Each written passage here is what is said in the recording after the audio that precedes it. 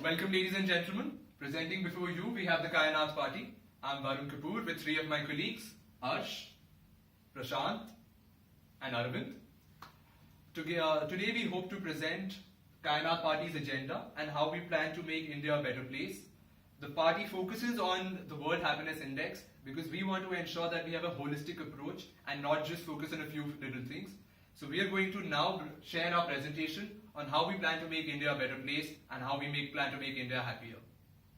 So now, before we begin and before we tell you what the Kainat Party is about to do over the next 5 years, we need to first give you a basic understanding of what the Happiness Index actually is. It comprises of 6 major factors. As you can see, 3 of them are clubbed under the perception surveys, which are social support, corruption perception, and freedom of life choices. These are those factors that include how we see us or see our society as. Right? Next, we have the GDP per capita and life expectancy at birth. Both of these factors are things that you can actually quantify, and these come from the government, and that is how it's all been marked in the survey. Last up, we have generosity, which is a factor that we as a society improve upon or want to improve upon over the course of action. Now that we know what the happiness index is about, the next obvious step is to understand where we are and where we want to be. Right? So as of now, India is ranked 122 on the World Happiness Index, and frankly, we have a lot of improvement to do. The benchmark that Kainat Party has set is Portugal, which is ranked 90 as of now. So we'll be analyzing this across different metrics, and we have set ourselves a target of 95, and we'll show you very quickly how we reach there. You'll also notice that we've put Finland on the map here, because Finland has consistently been in the top 5, and it's a measure of our scale. Next up, what you see here are the 6 factors of the happiness index, and we've listed out on the scale where India is compared to Portugal and Finland. This is just to give you an idea and a sense of what we want to do and how do we want to achieve it. So, if you see, out of those 6 factors, Kainat Party is going to put all their hearts and soul into 4 pointers: GDP, life expectancy, corruption, and social support. You'll notice from this is just to give you a vague idea of how far we plan to reach across different metrics and how that's going to translate into India improving on the World Happiness Index. Next up, we'll have 3 colleagues of mine who will go detail by detail in all of these parameters and tell you how exactly we need to do this. It's not just enough to say that we're going to improve, it's more important to know how. World Happiness Index constitutes of 6 factors. The first one we have is GDP per capita, which is defined as total output produced in a country divided by total number of people in a country. Currently, India has a GDP of around $6,490 measured in purchasing power parity, and we are trying to move towards Portugal, which has a GDP of around $1,983. So if we look at India right here, we have ranked about 0.79 on the scale that the World Happiness Report uses. At the same time, Portugal at this moment is at around 1.31. And our target over the next 5 years is to get closer to the 9,000 crore mark, which we expect to be around 0.9 on this particular scale. So in order to do that, the measures that we are going to take is we are going to try and make it easier for people to do business in India, for foreign direct investments, etc. So the inflow of money into the country is going to be much higher for us to fund our initiatives. At the same time, India has a workforce of about 50 crores, and we would like to improve the occasional strength of at least 10 crore people so that they can do more skilled labor and help the GDP of the country grow. Great. So as my friend spoke about the steps that they want to take to achieve a particular target, the target that they've set in mind, there are also costs that we have to cater for. Right? And so to cater for these costs, we've made some calculations. And for the first point, which is improving efficiency in doing business, we estimate that about 0.25% of the GDP would have to be taken into account to fund this initiative, and that's approximately about 500 CR. To fund the skill development initiative, where we want to target 10 CR people to improve their vocational training, the costs associated with that would be approximately 2,000 CR. While India has performed really well in the previous few years and has an expectancy of around 68.4 years, our party has set a really high benchmark for ourselves, which is close to 81.5 years. In order to move ourselves towards this really high benchmark, we have set ourselves a 5-year target of reaching about 74 years in life expectancy. In order to do this, we need to do a couple of things. One is we need to increase our expenditure on health, which is about 1.4% of the GDP at the moment, which we are looking to improve to 3%. At the same time, we'll also need to increase the number of doctors per 1,000 citizens in India.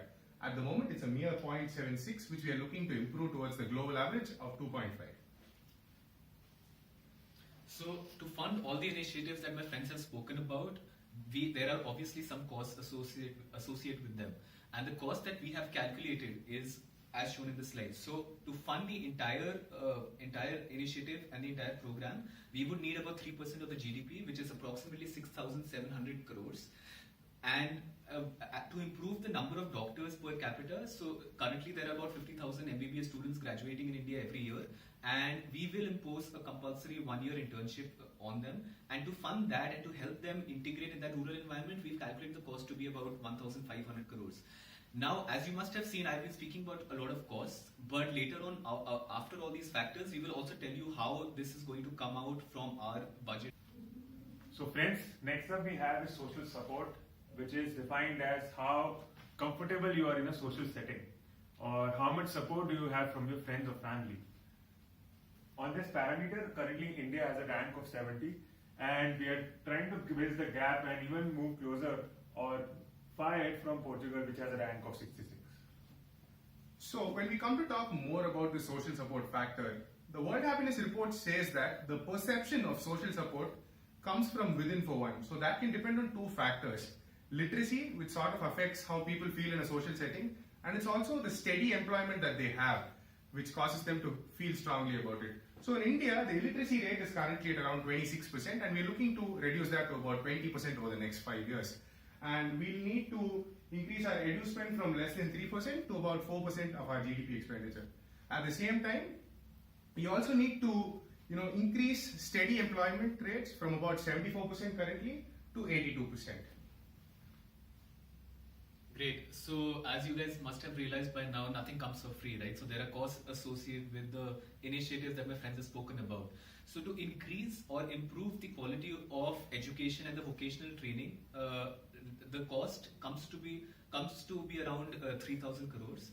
And for the second initiative, where we want to improve the steady state employment, get more jobs, the amount that will be required is about 5,000 crores. And this is how we'll achieve this is by increasing manufacturing jobs by 27% year on year. The parameter we are focusing on is corruption perception, which is basically defined as the answer to the two questions. The first one is corruption widespread in the government or not? And is corruption widespread within the businesses of the country or not? On this parameter, currently India is ranked at 81, and we are trying to move to Portugal, which is ranked at around 29. Alright guys, so what we really need to do is, in order to keep a thorough record of everything in the country, we need to have to digitize all the government operations. This way, we can maintain a consistent system throughout which can be accessed across the country. At the same time, we need to make a strict policy change that once a corrupt official is held corrupt, he cannot serve in any role in the government or otherwise.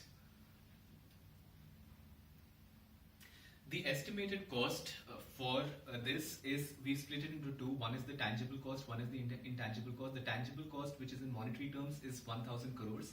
The second cost is more of an implicit cost where, because the officials that you're holding accountable to are actually the people who are making these laws, so there will be an opposition from this lobby itself, and as the party, we will hold our position very strongly and not bow down to pressure and see this legislation through. So guys, you might have noticed a change in the scenery, and that's because we're now in our war room. And this is the place where we actually tell you how we plan to get the money that we plan to spend on the initiatives that we recently spoken about. So the total estimated expenditure comes out to be about rupees 26,000 crores. The place from where we're going to source it is essentially threefold. So the first point is the increase in progressive taxation, and this is for corporates. And from there, we plan to gain about 5,000 crores. The latter 2 points are essentially leakages in the current system, and there the 2 points are the unutilized education cess and the wasteful expenditure leakage. So these two we plan to plug in and gain about 30,000 crores, and the total corpus comes out to be about 35,000 crores. So as Arsh has rightly pointed out, we'll have a corpus of 35,000 crores, but our estimated expenditure is only 26,000 crores. what you're actually realizing here is a buffer that we've kept of about 9,000 crores. One of the main reasons for that is actually that these wasteful expenditures that you see, these are money that the government has allocated but is not able to spend. So there is going to be a certain amount of lag time which will come into play, and that is why we kept that buffer. Right? So in addition to the magnitude of these numbers that we need to get in and get in play, we also have a lot of qualitative issues that we will be facing. These range from opposition from our political parties to a mindset shift that is required in our governance on a whole level, right? For example, we are trying to institute the idea of happiness index as a key metric for analyzing how our economy or how we as a government are doing. So these are some of the few challenges that we see that we will face. But as a party, we have decided that no matter what happens, we are going to stand our ground, and this is going to be the base for us. This is what we're going to be judged for in 5 years down the line. When we come back, we are going to hold ourselves accountable to this. So if you want India to become a happier place and you think we're the right people for it, do vote for us. From the Kainat Party, thank you.